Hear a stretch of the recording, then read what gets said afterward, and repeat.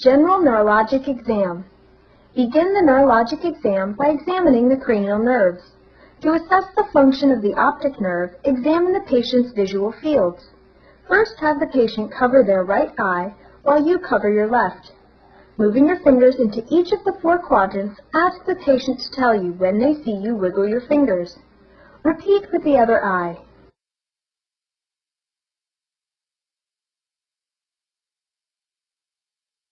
Then, with both eyes open, ask the patient to identify on which side you are moving your fingers, left, right, or both. Test in all 4 quadrants.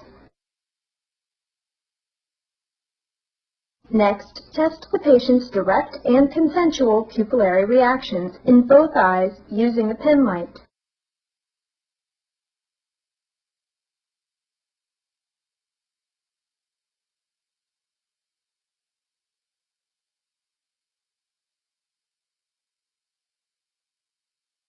Then check accommodation by having the patient switch focus between your finger held close to their face and a distant point across the room. Look for constriction of the pupils when the patient focuses on your finger. To test cranial nerves 3, 4, and 6, examine the patient's extraocular movements. Instruct him or her to keep their head perfectly still while they follow your fingers with their eyes in a large H shape. Remember to test convergence.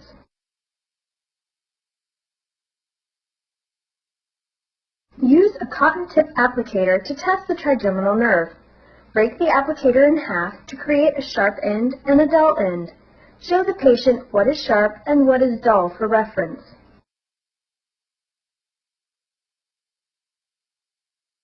Then, with their eyes closed, ask the patient to identify if you are touching them with the sharp end or the dull end. Test in all 3 domains of the trigeminal nerve bilaterally.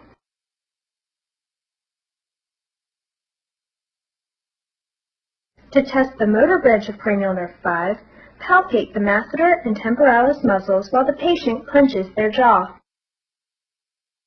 To test cranial nerve 7, ask the patient to smile, frown, raise their eyebrows, puff out their cheeks, shut their eyes tightly while you attempt to pry them open. Look for equal strength and motion on both sides of the face. To test the auditory nerve, ask the patient to close his or her eyes. Place your fingers to the sides of the patient's ears. Rub your fingers together, one side at a time, and ask the patient to identify which side they hear the sound on.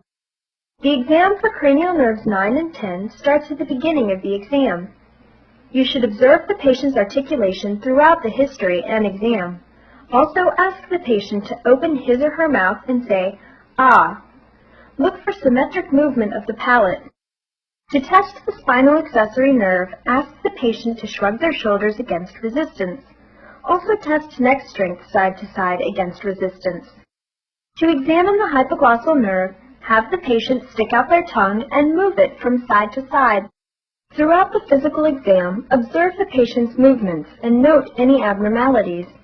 To test muscle tone, passively flex and extend the patient's elbows, first slowly and then fast, while feeling the patient's muscle tone. Compare this bilaterally.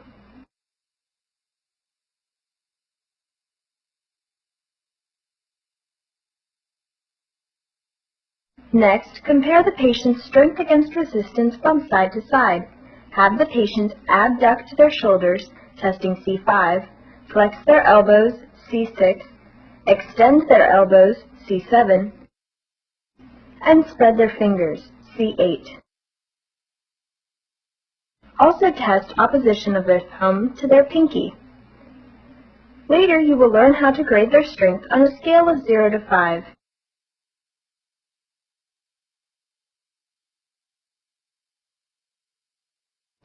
Also have the patient flex their hips. They may do this one side at a time for stability. Flex and extend their knees. Dorsiflex their feet and plantar flex. To assess the integrity of the cerebellum, first perform the finger-to-nose test. Hold your finger about 14 inches from the patient's face. Ask the patient to quickly touch their nose and move to your finger. While the patient continues to do this, move your finger around and see if they can follow. Another helpful test is heel-to-shin testing. Instruct the patient to place one heel just under the opposite knee and slide it down to the ankle. Repeat on the other side.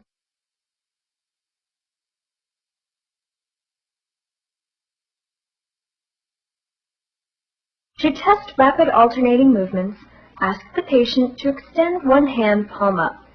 Alternate slapping the palm and back of the other hand as shown. Then switch hands and repeat.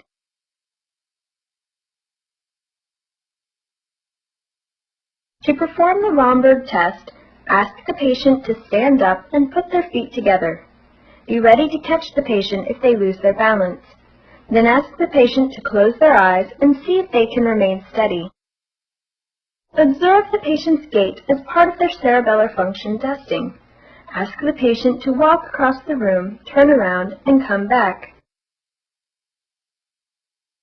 Then have them walk heel to toe across the room, a tandem gait.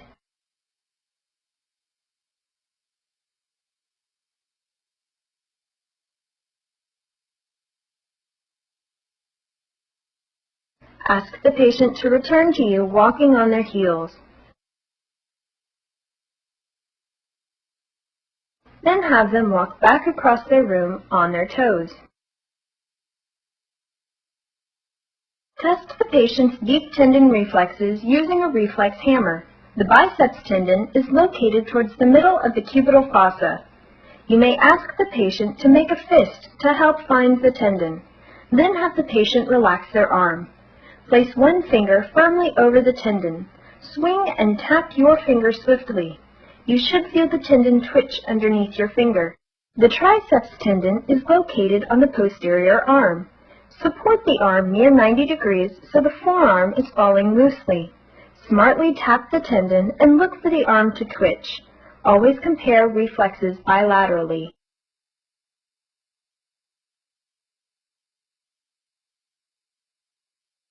The brachioradialis tendon is located on the radial side of the forearm.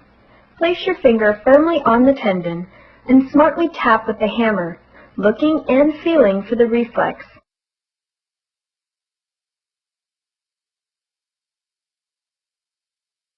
The patella tendon stretches from the patella to the tibial tuberosity. This is one of the easier reflexes to elicit. To elicit the Achilles tendon reflex, dorsiflex the patient's foot and smartly tap the Achilles tendon with a reflex hammer. The patient should reflexively plantar flex their foot.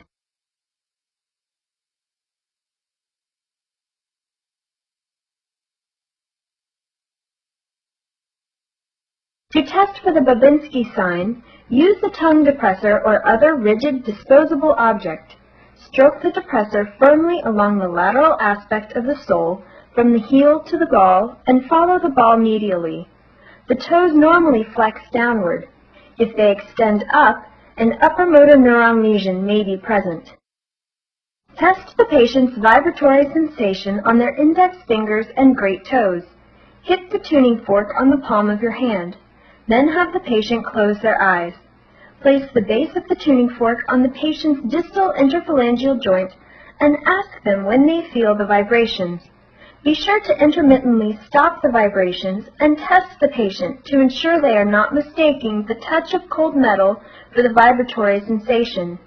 Use the same technique on the interphalangeal joints of the great toes bilaterally.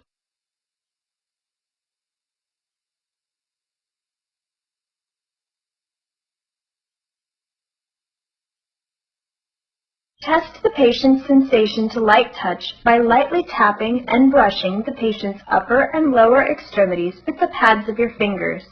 Touch over several dermatomes. Ask the patient if the touch feels the same on both sides or if they feel any odd sensations.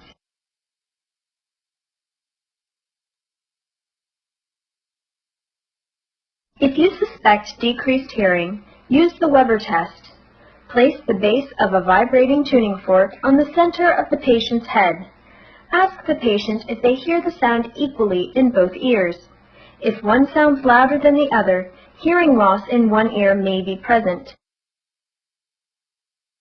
If the patient is hyperreflexive, use the test for clonus.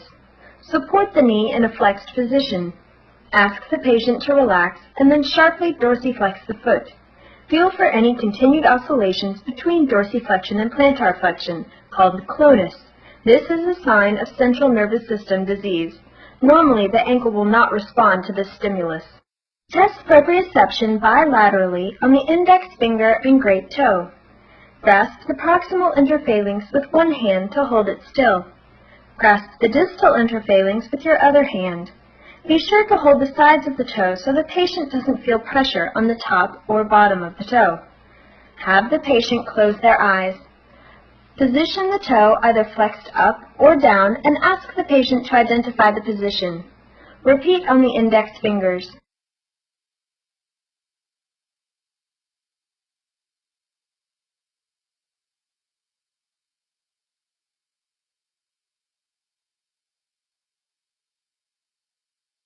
To test the patient's ability to distinguish two stimuli, you will need two cotton tip applicators or paper clips.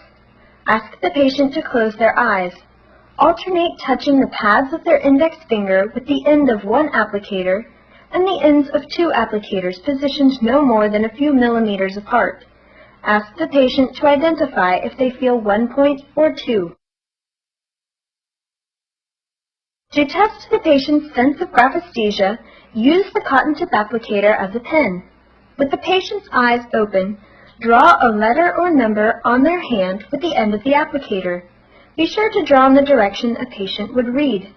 Repeat this with the eyes closed, using a different letter or number, and ask the patient to identify what is written.